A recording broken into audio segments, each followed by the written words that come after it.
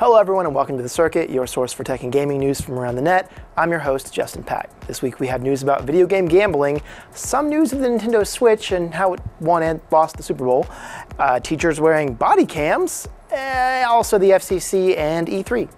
So let's get down to it. Well, the world's most popular sport, football, soccer, also spawned one of the world's most popular video games, FIFA. And in turn, FIFA has spawned the UK's first gambling charge for video game related gambling? Yeah, yay, I guess. Citizens of the UK are being brought to court over their operation of Foot Galaxy, a gambling site operated with foot coins, which are a digital currency used in the FIFA video games. These coins were used on the site to bet on actual sporting events, and then those winnings could be redeposited back and used in virtual sports as opposed to real sports. The two individuals charged with running the operation, Craig Nepenthe Z. Douglas, age 33, and Dylan Rigby, age 34, could be dealing with some substantial fines. Those individuals have pled guilty to multiple charges of running illegal gambling, and each one of those charges carries a £5,000 price tag, and that's like, the pound is worth more than $1, that's a lot of money. They could also be facing jail time with a max sentence of up to 51 weeks. Douglas also has a YouTube channel with 1.4 million subscribers where he does videos using the foot coins in FIFA. I wonder where he got those coins from. Maybe that was not a smart thing to do, with legal proceedings and stuff. He also has actually not posted any videos on his channel explaining what's happened yet, but he did take to Twitter saying that he would, quote, "I'll upload a video in due course presenting my side of the story. The facts remain that I pled guilty to 2 charges and a substantial fine." And then apologizing, saying, "I have a huge apology and debt of gratitude to my loyal supporters.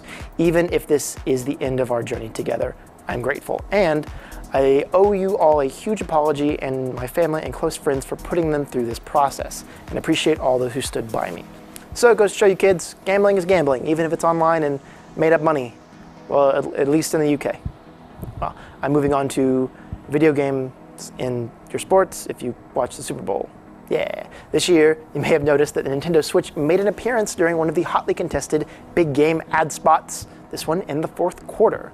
The advertisement publicizing the new console and one of its biggest launch titles, The Legend of Zelda Breath of the Wild, and according to some people, it may have cost the Atlanta Falcons the Super Bowl. Okay, I'm only kind of kidding.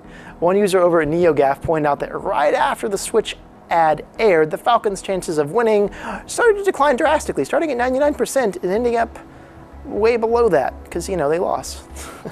Of course, it's ridiculous to think that anything to do with video games or advertising could have an actual effect on the Super Bowl, but it's fun to joke around and, maybe upset some Atlanta Falcon fans. I don't know. Well, the reality is that the Nintendo Switch ad did have a really good performance at the Super Bowl, according to some advertising analysts. Ace Metrics, who looked at view sentiment of Super Bowl ads and ranked them according to attention, likability, information, change, relevance, desire, and watchability. That's a lot of metrics. And the Switch came in 4th out of all the ads that was aired during the Super Bowl. This is really probably what the Nintendo Switch needs, as a lot of people don't really know or care about the Wii U. That was kind of a flop. And, they may not be following what's happening in the video game industry, so they should watch my show. The Super Bowl is a really good place to get people's attentions too, so good on you, Nintendo. Good job. So, how are you with some slightly more depressing news? There are some changes happening with the Federal Communications Commissions in relation to the appointment of its new leader, Ajit Pai. Pai, who was recently appointed by President Trump, has been making some changes to the FCC policies that might have some negative effects on net neutrality and the way the internet is viewed and managed by governments and companies. Pai, who previously worked as a lawyer for Verizon, has been set to oppose some of the actions taken by the FCC in the past.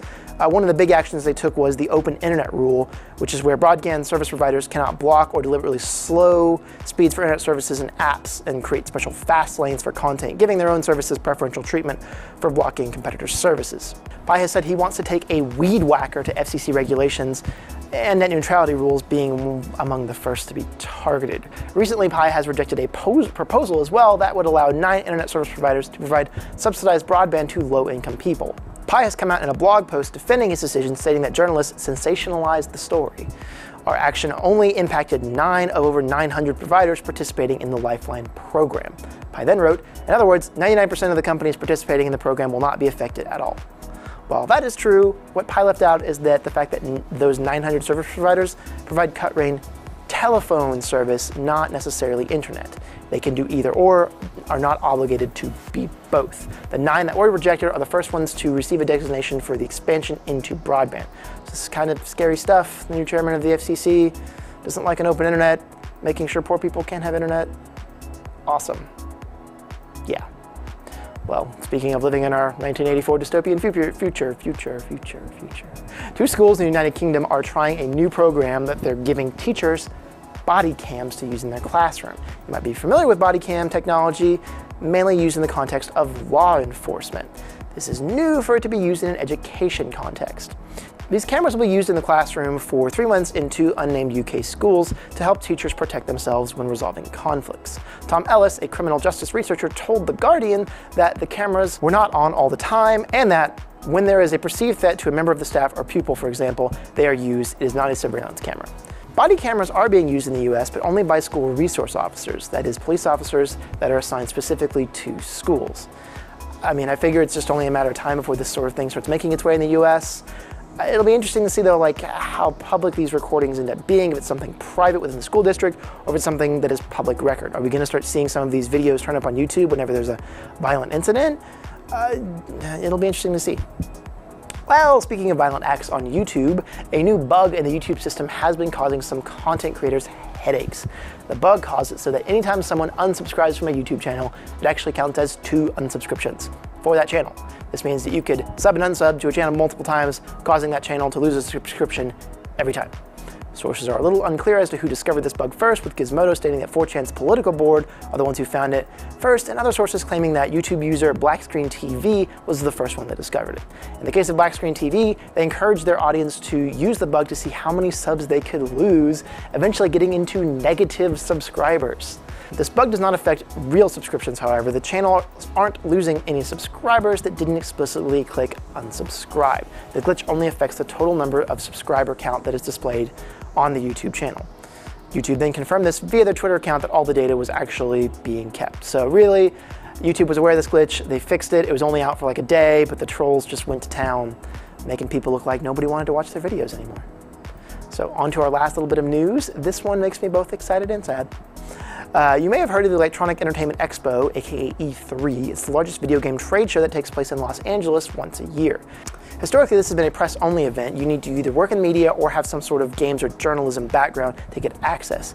And back in past years, it's been somewhat of a game for the average fan to see if they could trick their way into getting credentials. Well, that's all a thing of the past now, as it's been announced that the convention will start publicly selling passes to E3 starting February 13th.